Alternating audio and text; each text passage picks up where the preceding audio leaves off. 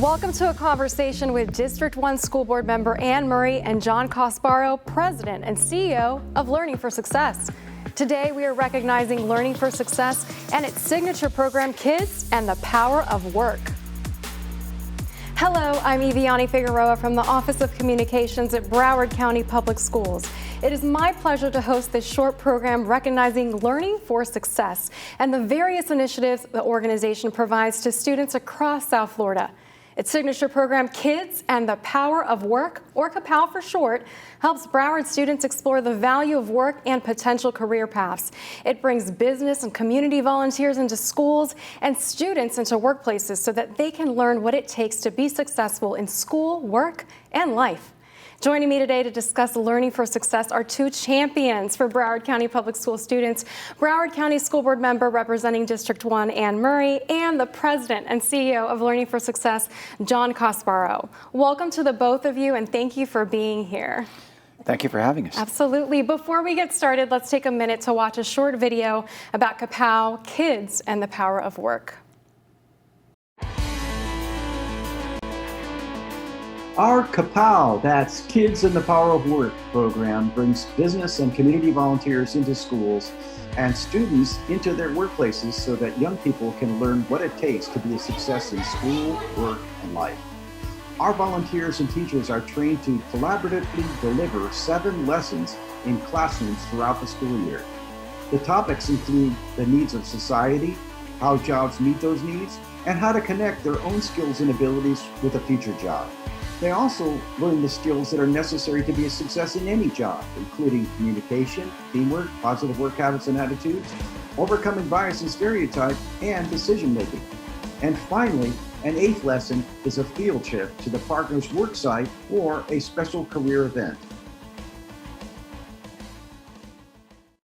What a great program. Mrs. Murray, Kids and the Power of Work is a program that's near and dear to your heart. How did you first learn about KAPOW, and how did you feel its benefits District 1 students and schools? Well, you know, the first time was years ago when John called me and shared with me what his vision was and what he would like to do. And one of our first schools that KAPOW was in was West Hollywood Elementary. And at that time, and it still is, their sponsor is Royal Caribbean Cruises. And they actually took the students down to Port Everglades and took them on a tour of the ship. Wow. They were shown how the mechanisms work, all the jobs that were available, and they also got to eat in the dining room, which was quite an experience. So again, you know, we're opening vision for students, really expanding their thoughts on what career opportunities are, realizing that we have Port Everglades, we have Port of Miami, we have the airport in Broward and Dade County. So that's a whole avenue of job opportunities that we can expose our children to. That's great. Mr. Cosparo, KAPOW has evolved to serve the needs and interests of elementary, middle, and even high school students. My Future Is Now is an example of this evolution. Let's watch this quick clip.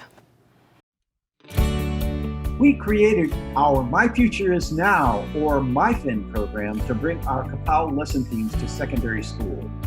Our goal with MyFin is to ensure that every student acquires the knowledge and skill sets required for successful adulthood, has a vision of a successful future, and views school as a place to make that vision a reality.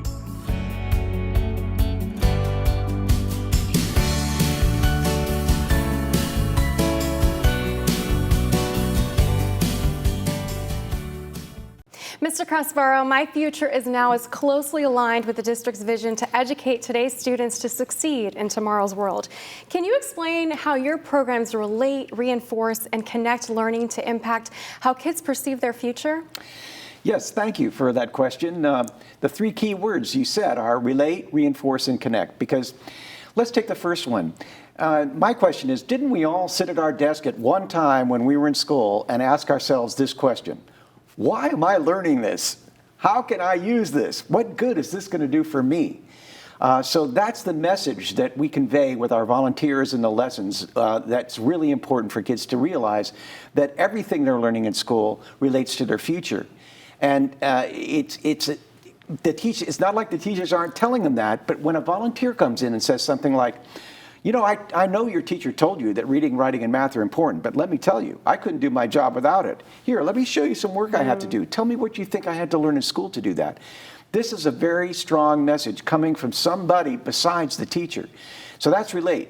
And reinforce is the same idea. It's like the teachers are telling the kids these things are important, but have somebody special come in and tell them that this is what your teacher is telling you, and believe me, it's true.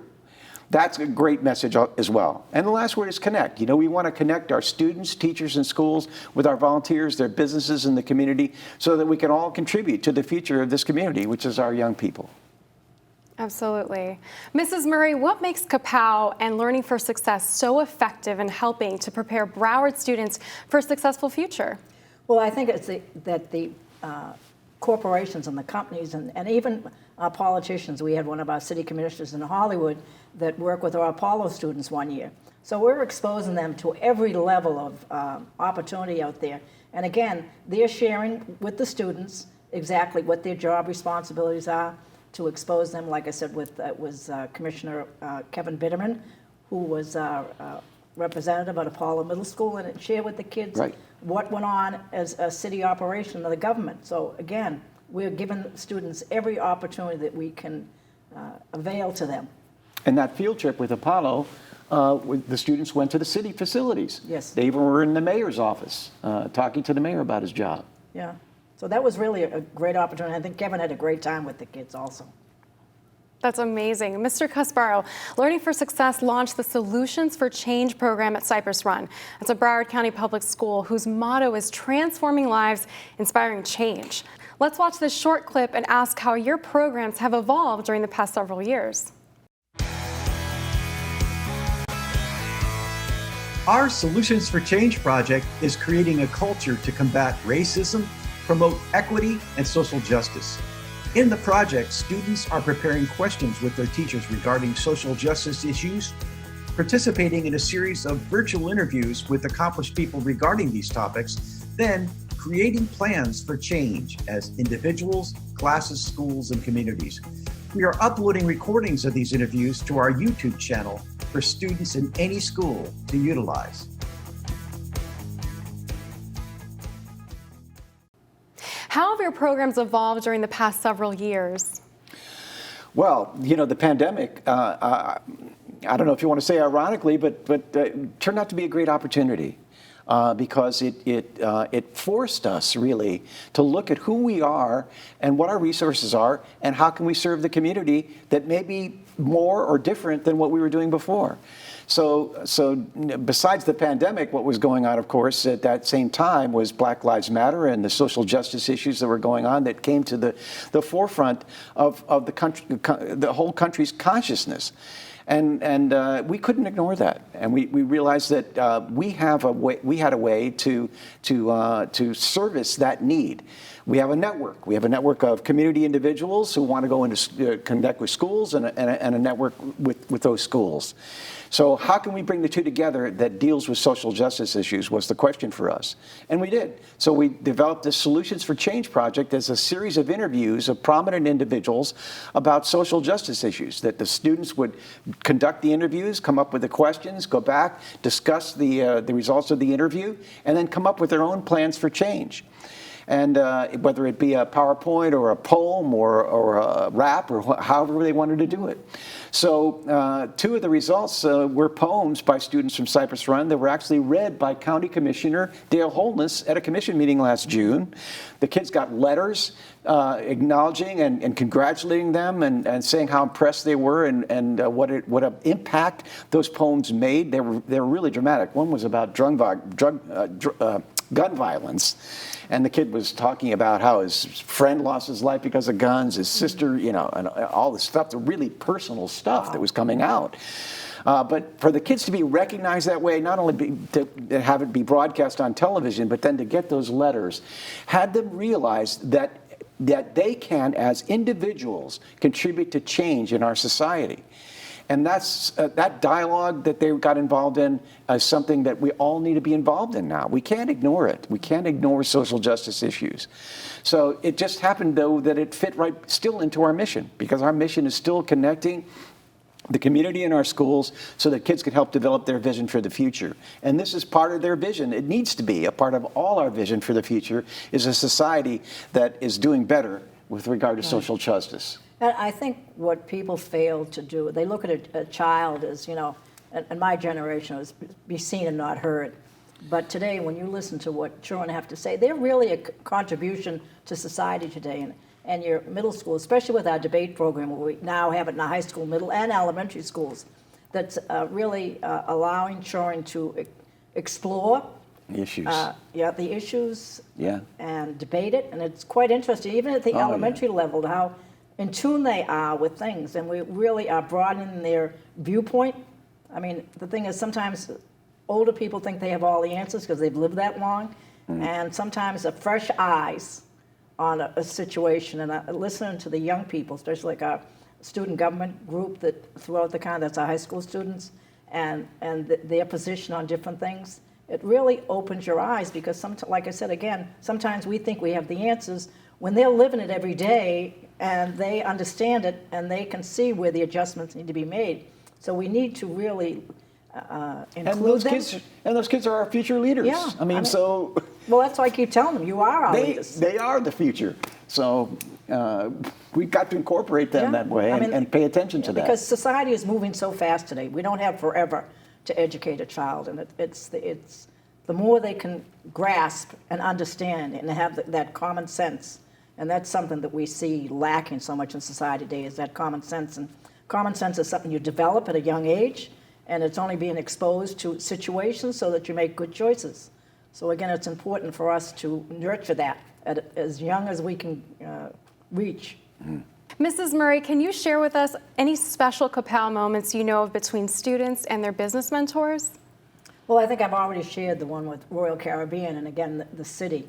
So it's so important that we provide them with every opportunity we can, because it's interesting to listen to the students talk about how excited they are.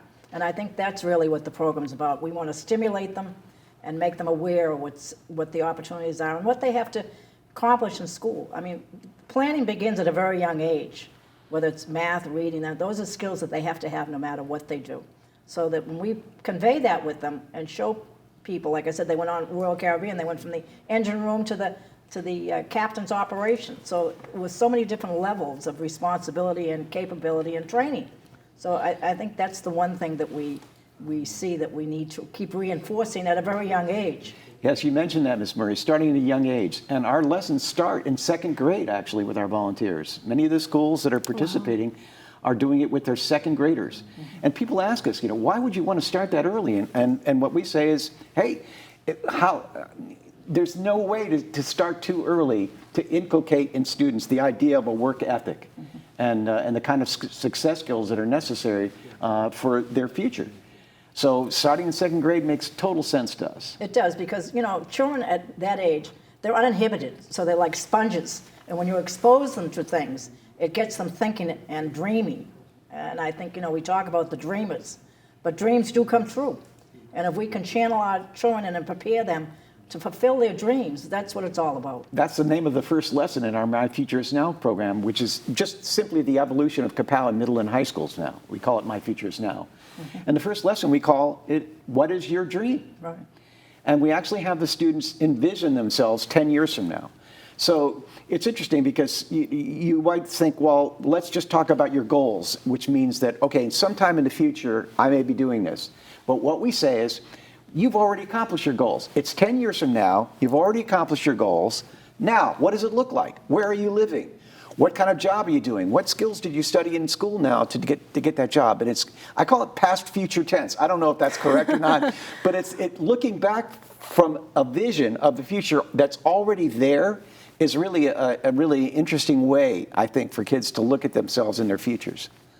Mr. Kaspar, Learning for Success helps kids connect what they learn in school with how it can help them in the future. Can you share an example of an initiative that shows how you make that connection? Well, helping them in the future involves beginning with a plan. And we already mentioned Cypress Run Education Center. It's kind of our incubator at that school because they're so supportive that they allow us to try out different things.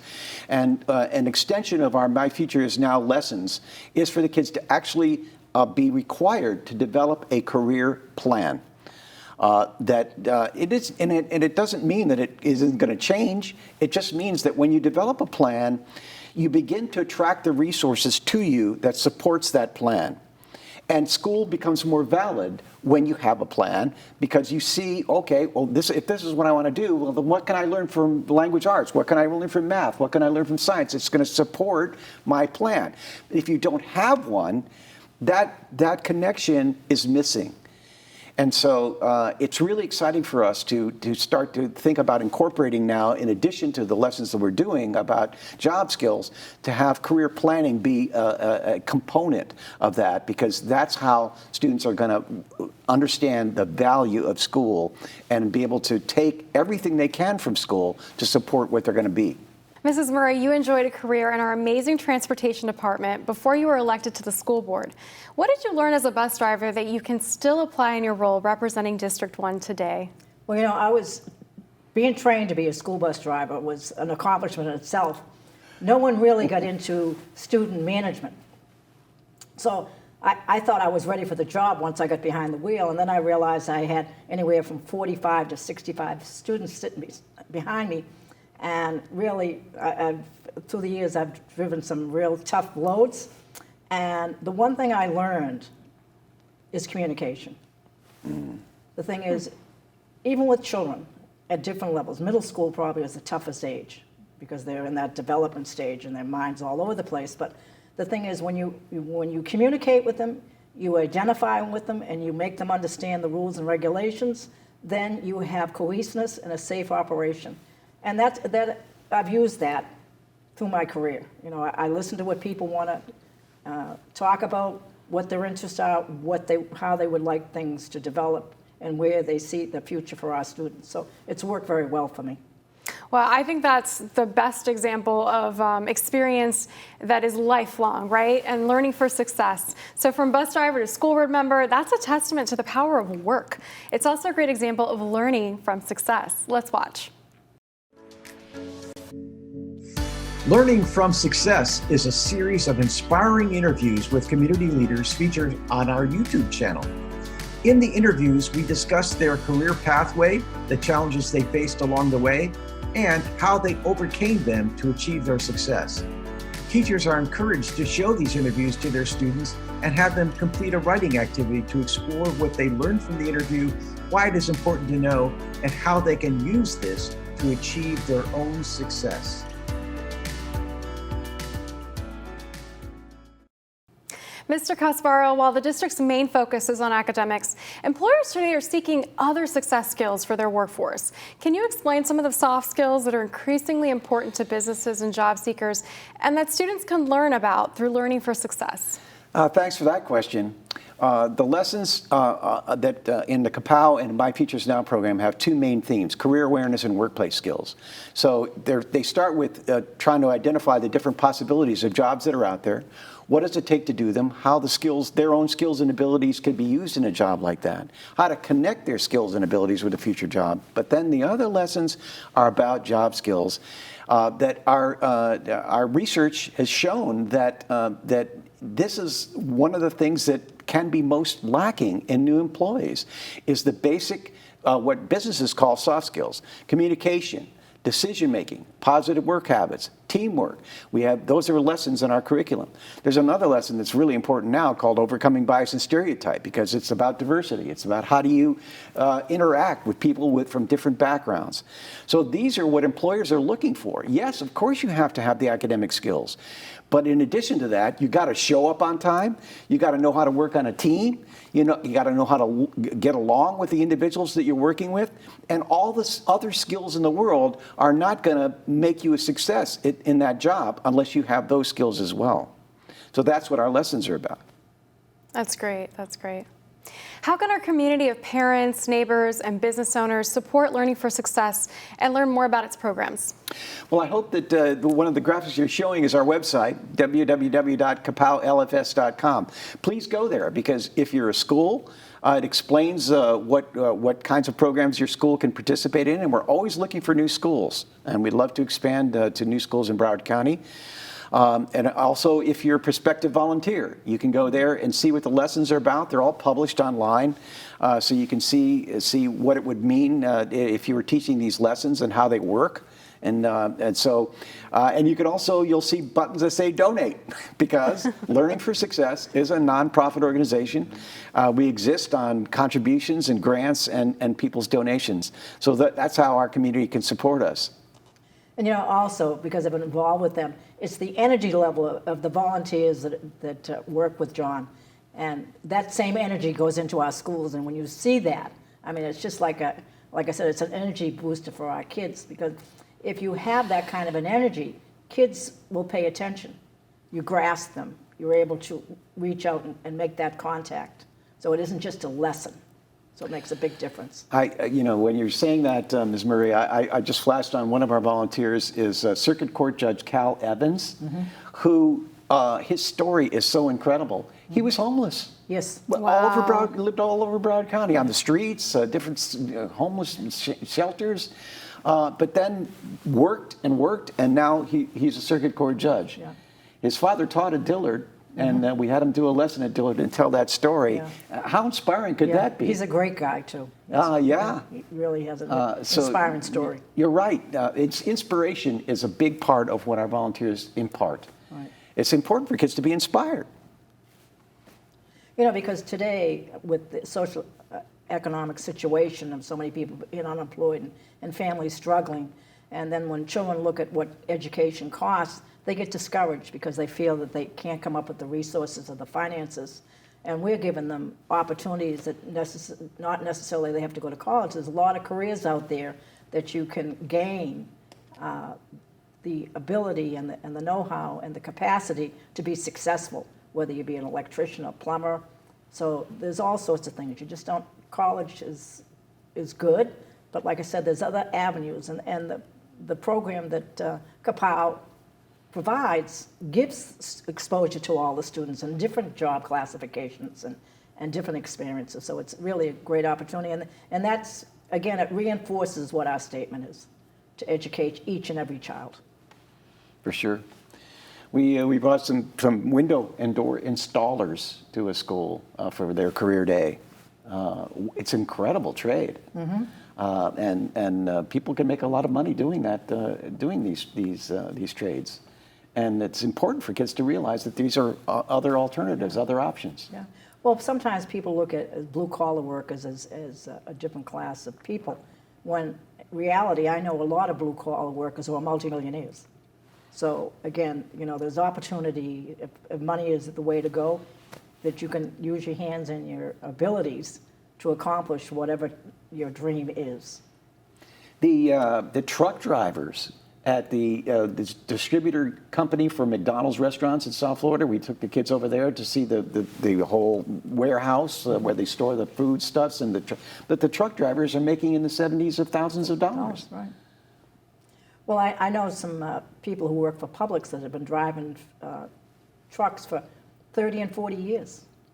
And with the retirement system they have, they will be millionaires. They give them stock options, Yes, they do. And they will have quite a nest egg when they do retire. So, again, it's that forward thinking and planning to see what the opportunities are. It's an investment in time, but you can eventually gain what you want in life. Absolutely. Finally, do either of you have any additional thoughts you'd like to share with our students, parents, staff? Okay, well, the thing is, I always believe in hope. Hope is alive.